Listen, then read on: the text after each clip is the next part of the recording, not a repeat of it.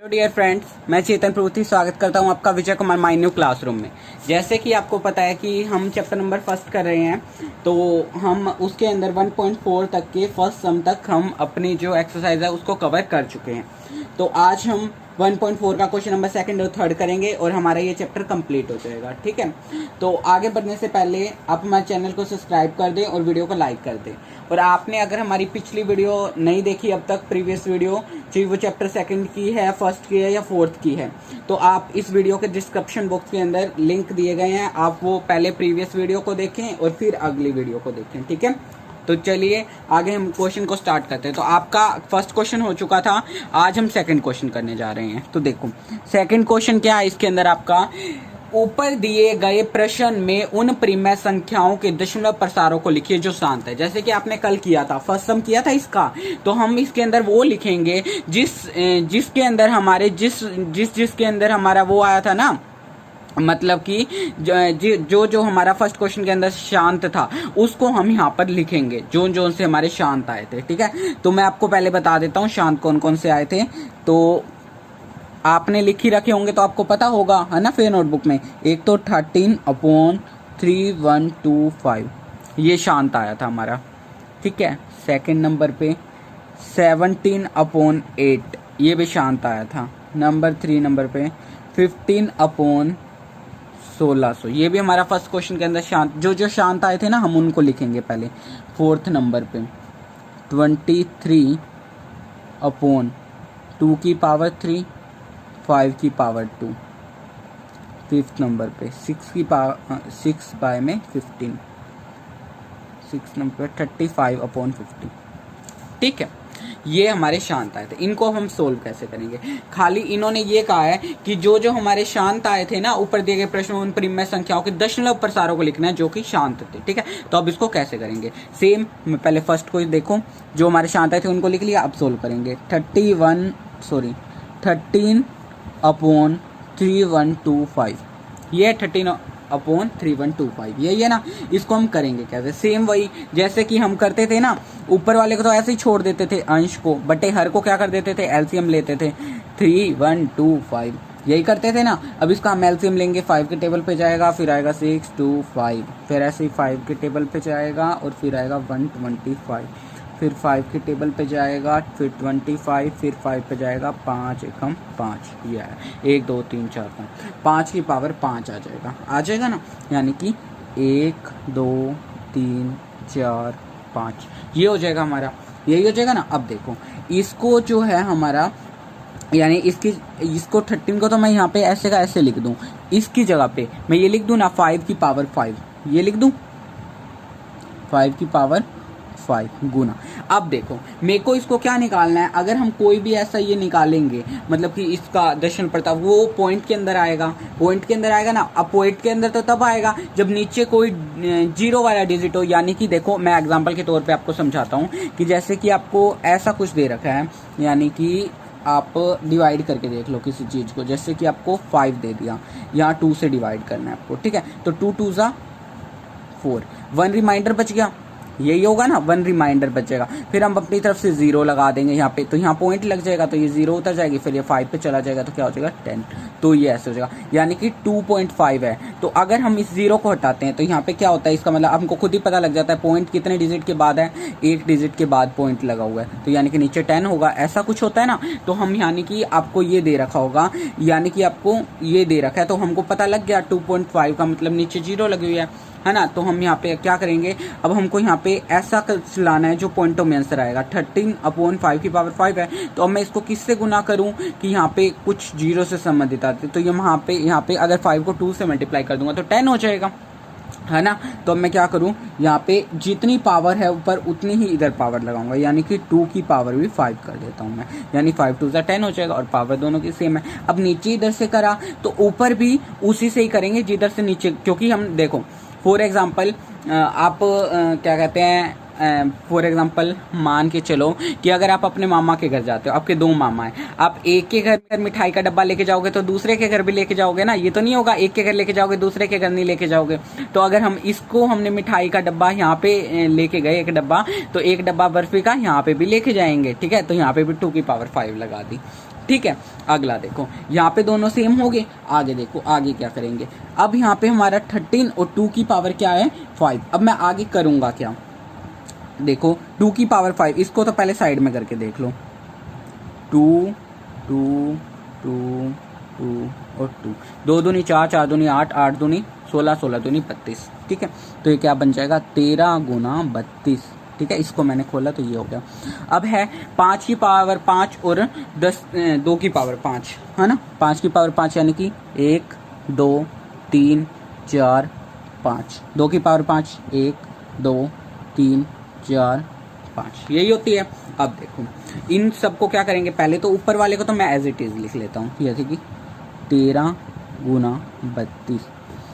अब देखो यानी कि 5 को गुना करो 2 से 10 गुना 5 की गुना करो अगले 2 से 10, 5 की गुना करो अगले 2 से 10, 5 की गुना करो अगले 2 से 10, 5 की गुना अगले 2 से करो 10। यहाँ तक समझ आ गया।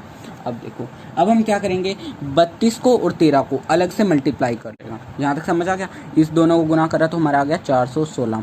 अब देखो 1 2 3 4 5 है, यानी कि 1 के बाद 1 2 3 4 5, यही हो जाएगा। अब देखो इसको पॉइंटों में लिखूंगा तो कैसे लिखूंगा, ये आपको खुद आना चाहिए। देखो यानी कि अब मैं इसको पॉइंट में लिखूंगा तो कैसे लिखूंगा कि अगर मैं ऐसा डिजिट यहाँ लिखूं कि मतलब कि 5 डिजिट के बाद यहाँ पे पॉइंट आए, है ना। तो अब ये 5 डिजिट कैसे बनेंगे, इनको डिवाइड करूंगा तो देखो 5 डिजिट बनेंगे कैसे, उस बात को आप ध्यान रखो। ये आप छोटी क्लास से करते आए हो, कोई ये नई बात नहीं है। तो ये कैसे हो जाएगा हमारा आंसर, ये जो निकलेगा, तो देखो ये तो 3 डिजिट है, हमको तो 5 वो करने हैं ना, क्योंकि 5 जीरो है। देखो पहले इसी को तीनों को लेंगे, 6 पीछे से स्टार्ट कर लो, 6 1 और 4, 3 डिजिट हो गए।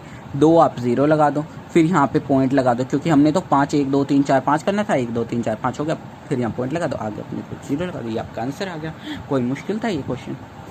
आई होप आपको ये क्वेश्चन अच्छे से समझ आ गया होगा। ऐसे सेम सेकंड क्वेश्चन कराता हूँ सोल्व। सेकंड में क्या है, सेकंड हमने क्या इक्वेशन ली थी, 17/8 यही थी।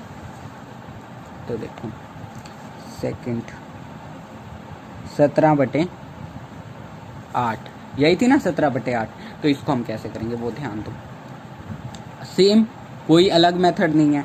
17 को 17 लिख दूं, 8 इसका हम क्या ले लेंगे एलसीएम, 2 के टेबल में 4, 2 के टेबल में 2 दूनी 2 एकम 2, यही होता है। तो मैं इसको क्या लिखूं, 2 गुना 2 गुना 2, यही लिखते हैं ना, यही लिखूंगा ना। अब देखो आगे मैं क्या करूं, यहाँ पे 17 बटे में 2 की पावर कितनी है 3, ठीक है। अब क्या करूं, गुना। अब मैं सेम वही नीचे 0 लानी है। अब यहाँ पे 2 को 5 से गुना कर दूंगा, 5 को 2 से किया जाता है, यहाँ पे 2 को 5 से कर दो यानी 10 हो जाएगा ना। अब ये पावर तो 3 है, तो इधर में मैं पावर 3 ही रखूंगा। 2 पंजे 10 होता है, पावर इधर 3 है तो 3 ही लगाऊंगा। अब ना इंसाफी ऊपर भी नहीं करनी है ना। अब एक मामा के घर मिठाई का डब्बा लेके गए तो दूसरे के घर भी लेके जाना है, तो दोनों के अंदर दोनों को बराबर कर दिया मैंने, ठीक है। यहाँ तक समझ आ गया। अब देखो क्या करना है, पहले तो 5 की 3 यानी कि मल्टीप्लाई करके देख लो, 25 25 पंजे 125, ठीक है। अब है 2 की पावर 3 यानी 2 गुना 2 गुना 2, यही है। 5 की पावर 3 5 गुना 5 गुना 5। अब देखो 125 बटे में, अब देखो 2 की गुना 5 से 10, 2 की गुना 5 से 10, 2 की गुना 5 से 10। यहाँ तक समझ आ गया। आगे क्या होगा वो ध्यान दो। तो अभी हमारे पास क्या हो जाएगा, यहाँ तक तो हर एक बच्चे को समझ आ गया होगा आयुब, है ना। तो अब हम करेंगे क्या आगे, सॉरी ये हमारा हमने इनकी गुना करी तो 125 आपने ये तो लिख दिया, मल्टीप्लाई 17 नहीं लिखा था, ठीक है। यहाँ पे मल्टीप्लाई 17 आएगा, ठीक है।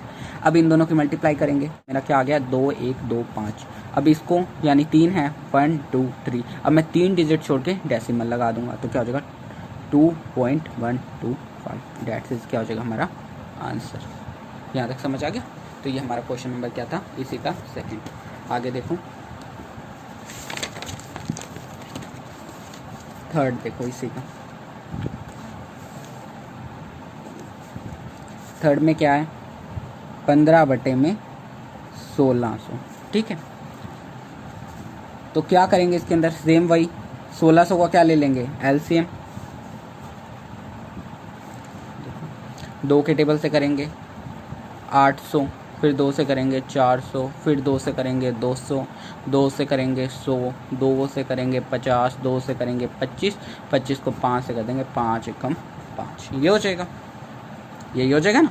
अब मैं क्या लिखूँ यहाँ पे, 15 को 15 लिख दूँ, इसको क्या लिखूँ 1 2 3 4 5 6, यानी कि 2 की पावर 6, 1 2 3 4 5 6 गुना 5 कितनी बार है 2 बार, 5 गुना 5, यही हो जाएगा।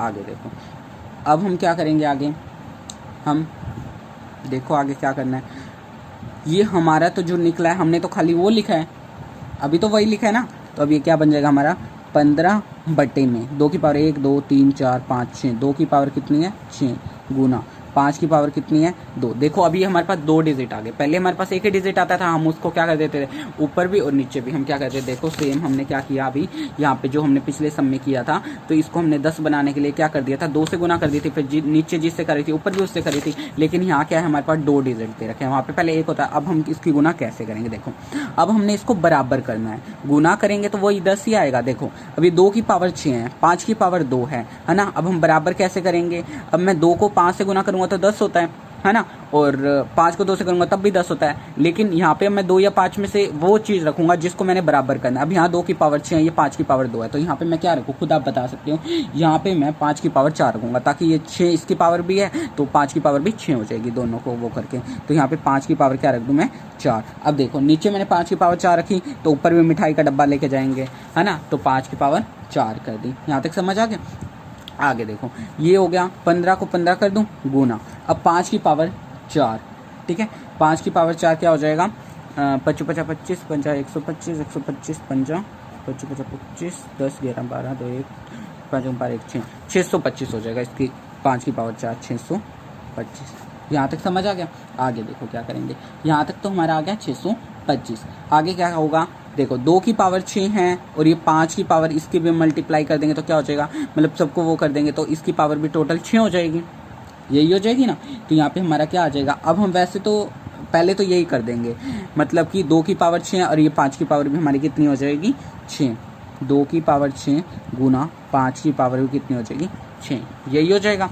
आगे देखो क्या करना है, अब ये दोनों की पावर सेम है ना दोनों की पावर, अब इन दोनों की तो पहले मल्टीप्लाई कर लेंगे, तो हम इनकी मल्टीप्लाई करके हमारा आंसर आया 9375, ठीक है। अपोन इन दोनों की मल्टीप्लाई करो, 2 पंजे 10, 10 की पावर कितनी है 6, ठीक है। अब हमको तो क्या 6 डिजिट के बाद पॉइंट लगाना है, ये कितनी है 4, वही जैसे कि हमने पहले किया 5 7 3 9 4 हैं, हमको 6 बनाने हैं, 1 2 2 0 अपने अपनी तरफ से लगाई, फिर डैश में लगा दो, फिर आगे 0।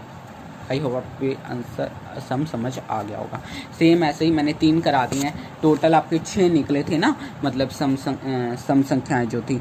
आगे देख लो चौथा कौन सा था, जो है आपका चौथा पाँचवा छठा, ये आपने खुद करना है, जबकि मैंने आपको बता दिया ये हमारा सम निकला था। एक तो 23 अपॉन में 2 की पावर 3 और 5 की पावर 2, ऐसे ही 5 सम है, 6 अपॉन 15 ऐसे ही 6 है, 35 अपॉन 50, ठीक है। सेम ऐसे ही है, कोई ज़्यादा मुश्किल नहीं है, बिल्कुल इजी है। फिर भी अगर आपको कोई डाउट हो तो आप मेरे से पूछ लेना, ठीक है। तो आपके लिए मैंने प्रैक्टिस के लिए छोड़े हैं, ठीक है, ये सम, क्योंकि 3 समझा दिए, तीनों मतलब सारे एक जैसे हैं तो सभी समझाने की जरूरत ही नहीं है, ये आपकी प्रैक्टिस के लिए मैंने छोड़ दिया, ठीक है।